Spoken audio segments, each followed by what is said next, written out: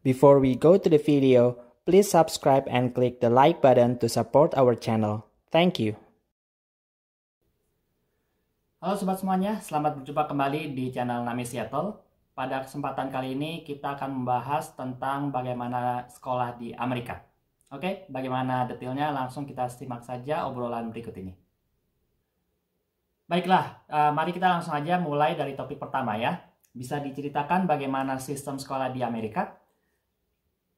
Oke, jadi sekolah di sini dimulai dari tingkat K atau TK ya, ini hanya 1 tahun. Lalu untuk SD atau elementary school itu dari kelas 1 sampai kelas 5. Lalu berikutnya, jenjang berikutnya adalah middle school atau SMP, ini dari kelas 6 sampai kelas 8. Lalu untuk high school atau SMA dari kelas 9 sampai kelas 12. Jadi yang ini berbeda ya dengan di Indonesia atau Jepang, SMA-nya 4 tahun.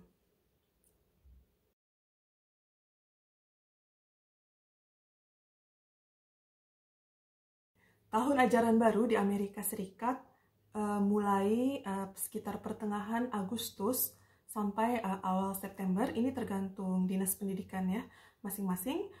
Lalu berakhir awal Juni atau pertengahan Juni. Jadi liburan musim panasnya cukup panjang ya, dari kira-kira 2 bulan lah ya. Untuk usia penentuan sekolah ini penentuan kelas ya, itu dihitung usia per 31 Agustus tahun tersebut.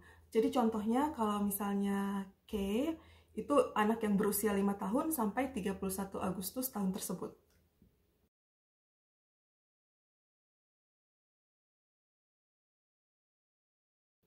Oke, selanjutnya cerita tentang kurikulum atau sistem belajar di Amerika Serikat itu seperti apa sih? Oke, secara umum di sini di Amerika Serikat ini lebih akademis ya dibandingkan dengan di Jepang kalau dari pengalaman kami. Sebagai contohnya untuk anak TK itu sudah diajarkan membaca dan misalnya angka itu 1 sampai 100 ya. Sementara kalau di Jepang sendiri, waktu anak saya baru masuk SD itu anak hanya diwajibkan paling nggak bisa menulis namanya sendiri dan tahu angka 1 sampai 10 itu saja. Jadi benar-benar anak mulai belajar huruf itu setelah masuk SD. Oke, lalu untuk middle school atau SMP ini juga berbeda ya dengan di Jepang. Jadi di sini ada pelajaran wajib dan pelajaran pilihan. Yang meliputi pelajaran wajib adalah LA, Language Art, ini mungkin seperti bahasa ya, bahasa Inggris. Jadi yang kedua, SS, Social Study, ini seperti pelajaran sejarah. Yang ketiga, Science dan Matematika. Yang 4 ini wajib. Lalu ada pelajaran pilihan. Pelajaran pilihan ini melingkupi bidang yang cukup luas ya, mulai dari olahraga, seni, STEM, dan bahasa asing. Nah, untuk pelajaran elektif atau pelajaran pilihan ini, anak-anak bisa memilih per quarter. Jadi di sini ada jadi dalam 1 tahun ajaran dibagi 4 quarter, anak-anak bisa memilih gitu. Jadi misalnya quarter pertama pengen ngambil bahasa asing, misalnya bahasa Spanyol atau bahasa Prancis ya, kadang-kadang di sini ada. Lalu nanti di quarter kedua dia mau pilih robotics atau programming. Nanti di quarter ketiga dia mau pilih olahraga. Itu juga bisa ya. Pokoknya bebas lah ya, baik pilihannya itu lebih banyak. Dan juga kalau di school district kami kebetulan untuk matematika itu juga bisa memilih. Jadi matematika ini kan wajib ya. Tapi anak-anak tuh mulai kelas 7 itu bisa memilih matematika kelas 7 atau bisa memilih algebra gitu. Jadi ini algebra ini jadi kalau misalnya anak itu suka dengan matematika dan ingin mendalami matematika, jadi instead of ngambil matematika kelas 7, dia bisa memilih algebra dan nanti untuk lanjutannya bisa milih geometri. Jadi kayak lebih banyak pilihannya ya di sini. Kira-kira seperti itu. Jadi karena kelasnya juga per topik gitu ya, Jadi anak-anak bisa bebas memilih. Jadi sistem kelasnya ini moving class ya. Jadi anak-anak tuh harus hafal gitu ya jadwalnya, terus nanti dia pindah kemana gitu. Itu mungkin ya yang sedikit berbeda dengan di Jepang atau di Indonesia untuk level SMP. Oh, jadi beda dengan misalnya di Jepang atau di Indonesia yang muridnya diam di satu kelas dan gurunya yang datang. Tapi kalau misalnya di sini muridnya yang mesti mendatangi kelas yang mau diambil ya. Iya, muridnya harus datang ke kelas yang diambil gitu. Oke.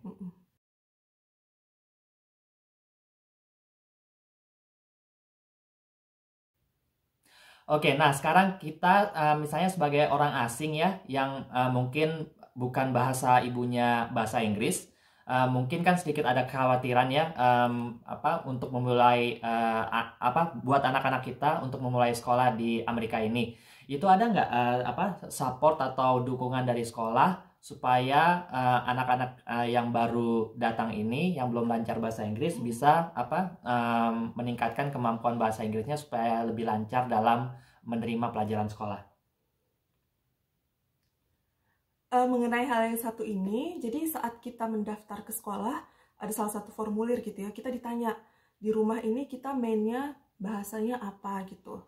Nah, jadi berdasarkan yang kita jawab itu, nanti jadi ketahuan kan ya, jadi kalau mainnya bukan bahasa Inggris, nanti anak kita akan dites level bahasa Inggrisnya bagaimana. Kalau misalnya memang level bahasa Inggrisnya baik ya, di sini kan juga banyak ya imigran gitu, jadi yang sudah anaknya ya walaupun kedua orang tuanya bukan orang asli sini, tapi di rumah mereka selalu berbicara bahasa Inggris, ya mungkin anak-anak ini nggak perlu ikut kelas yang namanya English Language Learner.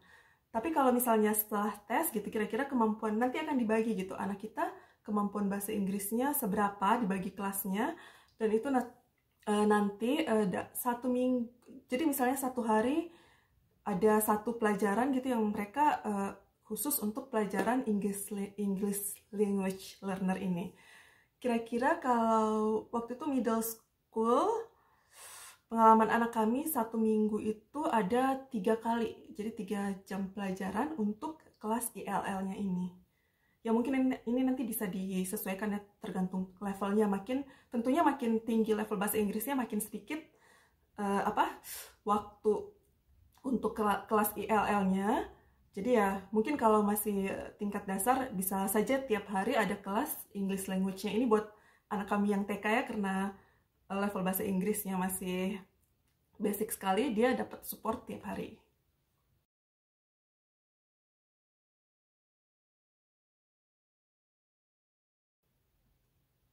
Oke, selanjutnya masalah transportasi nih. Kalau misalnya tinggal di Amerika ini kan rumahnya biasanya besar-besar ya lahannya. Jadi terkadang jarak dari rumah ke sekolah itu bisa jadi jauh ya. Itu ada nggak bantuan atau support dari sekolah supaya anak-anak bisa lancar pergi ke sekolah? Untuk yang tinggal dekat sekolah, jadi jarak dari rumah ke sekolah kurang dari 0,9 mile atau sekitar 1,5 kilometer, ini termasuk walk-in zone, jadi harus jalan ke sekolah atau bisa diantarkan oleh orang tua. Tapi untuk yang tinggal lebih jauh dari 0,9 mile ke sekolah, itu akan disediakan bis sekolah. Nah, jadi anak kita akan jalan ke tempat perhentian bis sekolah, mungkin kira-kira sekitar 5-10 menit jalan kaki dari rumah kita.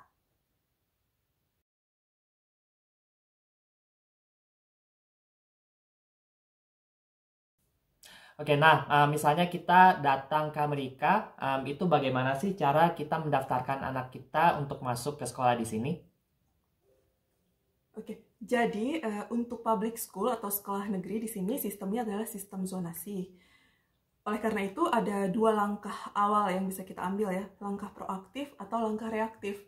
Yang saya maksud dengan langkah proaktif di sini adalah pertama kita tentukan dulu sekolah yang ingin kita masuki gitu ya. Setelah itu kita mencari rumah. Yang kedua ya kita cari rumah dulu, baru kita mendaftar ke sekolah yang dalam zona tersebut gitu. Sementara untuk syarat-syarat pendaftarannya ini bisa kita cek di Dinas Pendidikan setempat.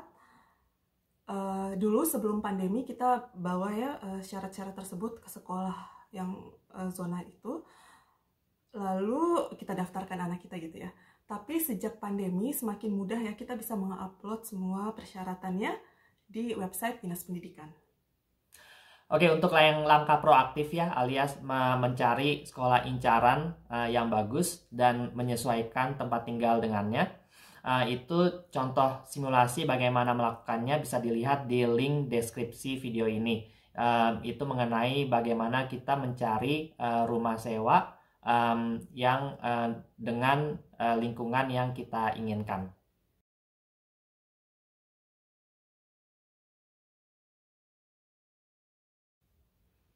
Oke, berikutnya tadi kan ada diceritakan sedikit ya mengenai ada berkas-berkas yang perlu dikumpulkan. Itu bisa diceritakan lebih detail nggak? Apa sih ya yang dibutuhkan untuk mendaftar di sekolah di Amerika ini? Dokumen-dokumen yang diperlukan untuk mendaftar sekolah di sini antara lain yang pertama itu dokumen untuk pembuktian umur anak ya. Ini bisa berupa akte kelahiran atau paspor. Yang kedua ialah bukti domisili karena sistem zonasi ya. Ini bisa berupa surat kontrak sewa rumah atau surat kepemilikan rumah, dan satu lagi tagihan utilities, tagihan listrik atau air. Untuk dokumen tempat tinggal ini perlu 2 dokumen ya, tidak boleh hanya 1. Lalu yang ketiga, yang ini penting ya, ini adalah dokumen riwayat imunisasi. Di sini untuk agar anak bisa bersekolah di public school, anak-anak harus mendapatkan imunisasi sesuai dengan standar usia yang ditentukan di Amerika Serikat. Jadi ini contohnya waktu kami baru pindah dari Jepang ya, kami sebelum pindah menerjemahkan riwayat imunisasi anak yang ada di buku ibu anak atau Boshitecho itu kita bawa ke travel clinic di Jepang, kita terjemahkan, lalu setibanya di Amerika itu kita bawa ke klinik terdekat untuk dimasukkan recordnya ke database. Nah setelah itu dokternya akan mengecek ya, kira-kira ini vaksinasi apa yang kurang ini sesuai anaknya. Karena sebagaimana yang kita tahu ya, Jepang itu relatif aman dari virus gitu ya. Jadi imunisasi wajibnya itu tidak sebanyak di Amerika gitu. Jadi ya waktu itu anak kami sempat catch up beberapa imunisasi yang wajib agar mereka dapat masuk sekolah. Seperti itu. Lalu satu lagi, ini 3 syarat ini dibutuhkan kalau untuk anak yang bersekolah mulai level K sampai level 8 atau kelas 8. Sementara untuk anak yang masuk kelas 9 sampai 12 atau high school, persyaratannya ditambah dengan transkrip nilai. Kira-kira seperti itu ya dokumen yang dibutuhkan untuk mendaftarkan anak ke sekolah di Amerika Serikat.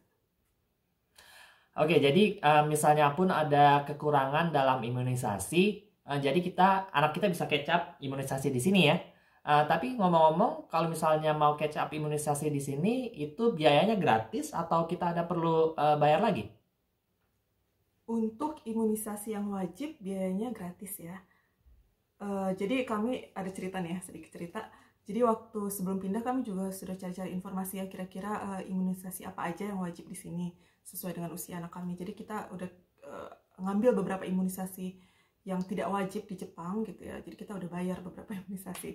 Tapi ternyata setelah pindah ke sini dicek masih ada yang kurang, dan yang kurang itu gratis. Tahu gitu kan gak usah repot-repot catch up. Waktu itu sempat juga di Jepang di sela-sela kesibukan mempersiapkan pindahan juga masukin jadwal-jadwal imunisasi itu agak-agak gimana ya, cukup merepotkan gitu. Jadi saran saya nih kalau ada teman-teman yang mau pindah ke Amerika Serikat, ya nggak apa-apa, pindah aja, daftarkan riwayat imunisasinya, terus nanti catch up imunisasi setelah pindah ke sini.